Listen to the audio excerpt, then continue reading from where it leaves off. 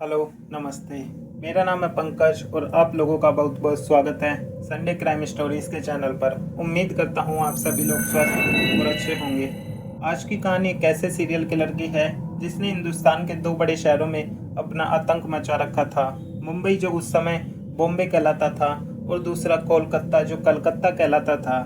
इन दोनों बड़े शहरों में एक के बाद एक कत्ल होते जा रहे थे, लेकिन पुलिस किलर को पकड़ना छोड़ वो इन कत्लों के पैटर्न को समझने में ही बहुत समय लगा देती है। साल 1985 में दिसंबर का महीना चल रहा था। नई साल आने वाली थी, लेकिन उससे पहले मुंबई पुलिस को सायन नाम के इलाके से एक लाश मिलती है। उस लाश की हालत बहुत खराब थी। उस लाश का जो सर था वो बहुत बुरी तरह से कुचला हुआ था, जैसे मानो किसी ने बहुत भारी चीज से उसके सर पर वार किया हो। उस लाश का चेहरा भी इतनी बुरी तरह से कुचला हुआ था कि कोई उसे पहचान ही नहीं सकता था। पुलिस बॉडी के आसपास सबूत ढूंढती है, पर उन्हें कुछ नहीं मिलता। पुलिस बॉडी को पोस्टमार्टम के लिए भेज देती है। पोस्टमार्टम रिपोर्ट आती है और पता चलता है कि इसकी मौत 2 बजे से 4 बजे के बीच में हुई है, जिस समय यह बहुत गहरी नींद में था। उस समय किसी भारी पत्थर या किसी वजनी चीज से इस पर हमला किया गया। साइन पुलिस थोड़ी बहुत छानबीन करती है, पर ना तो उन्हें कातिल के बारे में पता लगता है और ना ही मरने वाले के। पुलिस कुछ समय तक बॉडी को रखती है कि कोई मिसिंग रिपोर्ट लिखवाने या फिर इस बॉडी के लिए आए, लेकिन कोई नहीं आता। तो पुलिस लाश का अंतिम संस्कार कर देती है और कुछ दिनों में ही इस केस की छानबीन भी ठंडी पड़ जाती है। कुछ महीनों के बाद पुलिस को वापस सायन इलाके से एक और लाश मिलती है। वो लाश भी फुटपाथ पर मिली और उसका सर भी किसी भारी पत्थर से कुचला हुआ था, जिससे उसका चेहरा पहचाना नहीं जा सकता था। पुलिस को जब तक दूसरी लाश मिली वो पहली लाश के बारे में भूल चुकी थी, जो कुछ महीने पहले ही मिली थी। इन दोनों का कनेक्शन भी हो सकता था।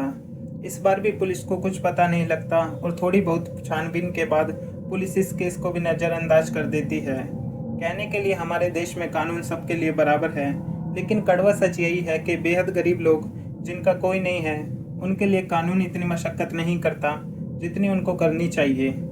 इसके बाद कुछ समय और निकलता है और पुलिस को इस बार मुंबई के किंग सर्कल नाम के इलाके से एक और लाश मिलती है। इस लाश की हालत भी पहले मिली दोनों लाशों के जैसी ही थी। यह लाश भी एक बेहद गरीब और फुटपाथ पर सोने वाले इंसान की थी। King circle area Matunga police station के एरिया में आता है।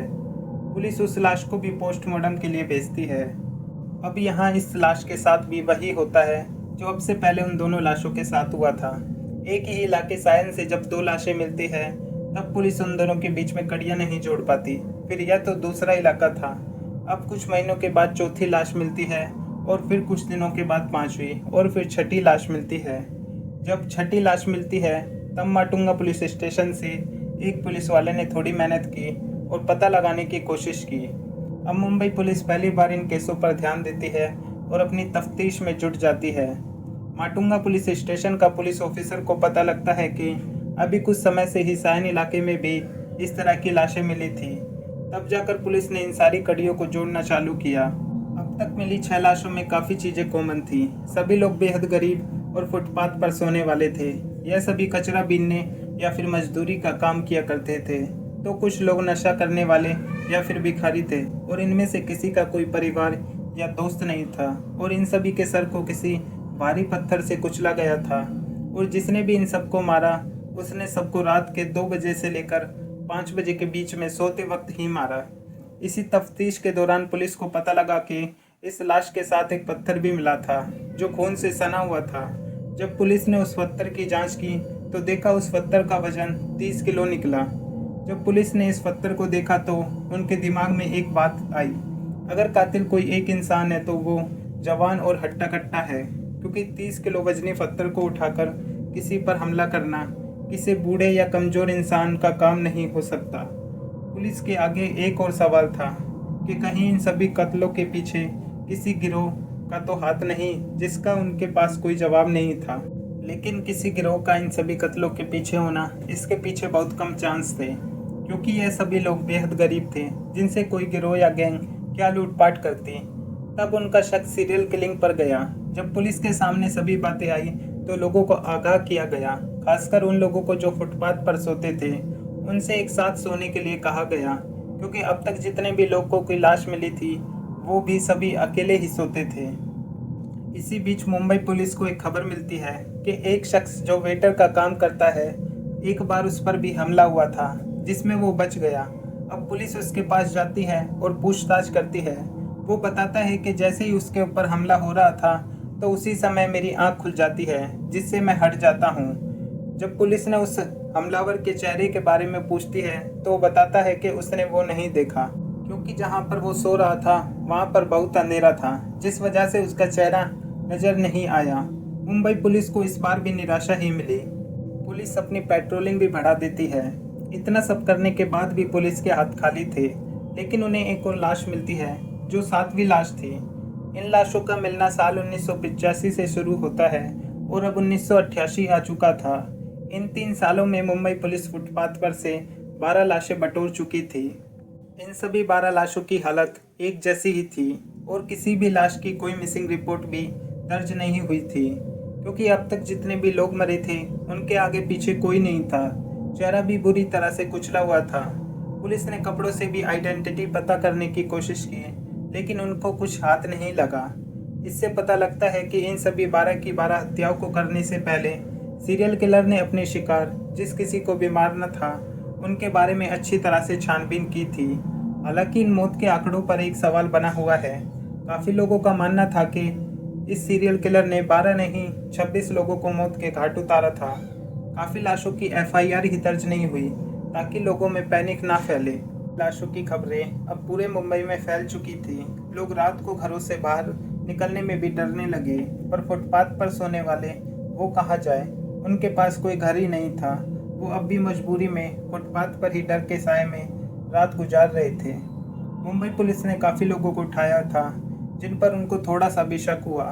उनके रिमांड भी हुए, लेकिन उस सीरियल किलर के बारे में अब तक कुछ पता नहीं लग सका। लेकिन 1988 के लास्ट में जब उनको 12वीं लाश मिली, उसके बाद अचानक से यह सिलसिला रुक गया। जो पिछले सालों से हर 2-3 माह में एक लाश मिल रही थी, वो चीज़ अब रुक गई और लगभग 7-8 महीने हो गए थे ऐसा कुछ हादसा हुए। मुंबई पुलिस ने भी चैन की सांस ली और अपनी जांच जारी रखी। साल 1989 में कोलकाता के हावड़ा ब्रिज पर एक लाश मिलती है जिसका सर किसी भारी पत्थर से कुचला हुआ था। यह लाश सेंट्रल कोलकाता से मिली थी, हावड़ा ब्रिज के पास से, जहां फुटपाथ पर काफ़ी गरीब और भिखारी सोते थे। कोलकाता पुलिस अपनी छानबीन कर ही रही थी कि कुछ दिनों में ही कोलकाता पुलिस को दूसरी लाश मिलती है और फिर तीसरी भी।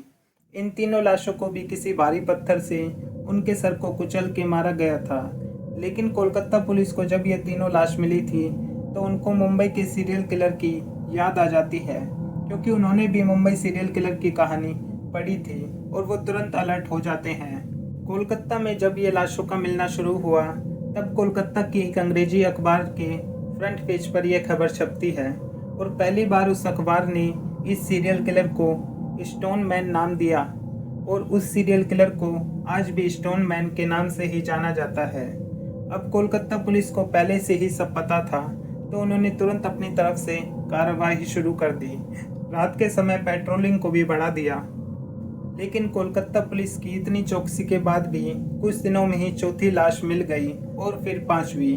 अब कोलकाता में 6-7 महीनों में ही 13 लाशें मिल चुकी थी। मुंबई में साल 1988 के अंत में लाशों का मिलना बंद हुआ, वो 6-7 महीनों में अब कोलकाता में शुरू हो चुका था। मुंबई पुलिस को 12 लाशें जो 3 सालों में मिली थी, वो कोलकाता पुलिस को 6-7 महीनों में ही 13 लाशें मिल चुकी थी। कोलकाता पुलिस को भी एक लाश के पास से एक पत्थर मिला था जिसका वजन 20 किलो से भी ज़्यादा था। कोलकाता में अधिकांश हत्याएं हावड़ा ब्रिज से सटे सेंट्रल कोलकाता में हुई। कोलकाता पुलिस स्टोन मैन को पकड़ने के लिए अब तक का अपना सबसे बड़ा सर्च ऑपरेशन चलाती है। उस सर्च ऑपरेशन के दौरान काफ़ी संदिग्धों को गिरफ्तार किया गया, उनका रिमांड लिया गया, लेकिन स्टोन मैन का कुछ पता नहीं लगा। पुलिस ने फुटपाथ पर सोने वाले लोगों को ग्रुप में सोने के लिए कहा, अकेले सोने के लिए मना कर दिया गया और खासकर अंधेरे में सोने के लिए। इस सर्च ऑपरेशन से स्टोन मैन तो पकड़ा नहीं गया, लेकिन 6-7 महीने से चल रहे मौत का खेल अब थम गया था और उन 13 लाशों के बाद कोलकाता पुलिस को और कोई लाश नहीं मिली। तब जाकर कहीं कोलकाता पुलिस और लोगों ने राहत की सांस ली। लेकिन पुलिस अपनी छानबीन करती रही। शायद इस सर्च ऑपरेशन के डर से स्टोनमैन ने कोलकाता को भी छोड़ दिया था। मुंबई और कोलकाता को मिलाकर स्टोनमैन ने 25 लोगों को मौत के घाट उतारा था, मगर उसके खिलाफ एक भी गवाह सामने नहीं आया और ना ही कोई सबूत मिला। ना किसी ने उसे आते देखा और न जाते हुए। इसके बाद मुंबई पुलिस और कोलकाता पुलिस ने साथ मिलकर इस केस की जांच पड़ताल की और काफ़ी एक्सपर्ट से बात करके उस किलर की दिमागी स्थिति जानने की कोशिश की और सभी बातों का निष्कर्ष यही निकला कि यह एक साइको किलर था। इन कत्लों के पीछे उसका कोई मकसद नहीं था। वो सिर्फ अपनी खुशी के लिए यह सब करता रहा, या फिर उसे फुटपाथ पर रहने वाले लोगों से नफरत थी, क्योंकि उसने जितने भी कत्ल किए वो सभी फुटपाथ पर रहा करते थे। उसने कभी भी ग्रुप में सोने वाले लोगों पर हमला नहीं किया और वो हमेशा अकेले और कम रोशनी में सोने वाले लोगों पर हमला किया करता था। स्टोनमैन इतना शातिर था कि 2 बड़े शहरों की पुलिस यह तक पता नहीं लगा सकी कि यह वही कातिल है जिसने पहले मुंबई में इन सभी हत्याओं को अंजाम दिया था, या फिर मुंबई में अलग शख्स था और कोलकाता में। मुंबई पुलिस और कोलकाता पुलिस दोनों ही इस केस में कोई सबूत नहीं जुटा सकी। इन सब के बाद अचानक से 26 साल बाद 2016 में असम के गुवाहाटी से एक खबर आती है, स्टोनमैन इज बैक, क्योंकि वहां से भी 3 लाशें मिलती है। लेकिन भगवान का शुक्र है कि ये नंबर इस बार 3 पर ही रुक गए थे। गुवाहाटी पुलिस को भी स्टोनमैन के खिलाफ कभी कोई सबूत नहीं मिले। आज तक यह तक पता नहीं चल सका कि यह तीनों शहरों का कातिल एक ही था या फिर अलग अलग।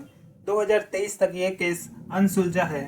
आज की कहानी यहीं समाप्त होती है। मैं आशा करता हूँ आप सभी को आज की कहानी अच्छी लगी होगी। अगर आपको हमारी वीडियो पसंद आई तो वीडियो को लाइक करें, कमेंट करके बताएं कहानी कैसे लगी और वीडियो को ज़्यादा से ज़्यादा शेयर करें। और सच्ची क्राइम स्टोरीज को देखने के लिए हमारे चैनल संडे क्राइम स्टोरीज को सब्सक्राइब करें। मिलते हैं अगली कहानी में।